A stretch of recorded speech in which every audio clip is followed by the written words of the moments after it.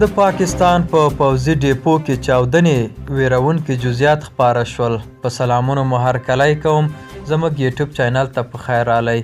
د بشپړو معلوماتو لپاره راسره تر پایه پاتې شئ. پاکستان کې د پوځیانو د وسلو په یوه ډیپو کې چاودنه شوې ده. د پاکستان پوځ د یادې چاودنې د پخلي ترڅنګ په خپره کړې خبرپاڼه کې ویلي چې د وسلوالو ځواکونو په یوه ډیپو کې شوې چاودنې مرګ ژوبله نه ده اړولې، خو نور زیانونه یې تر شا پرېښي دي. پوځ زیاته کړې ده چې دا چاودنه د سیالکوټ پوځي اډې په منځ کې د وسلو په ډیپو کې د اورلګېدنې له امله رامنځته شوې ده. پوځ څرګنده کړې ده چې اور یې ژر کنټرول کړی دی. بلخو عیني شاهدانو ورځپاڼې ته ویلي چې اورلګېدنه تر چاودنې وروسته رامنځته شوې ده.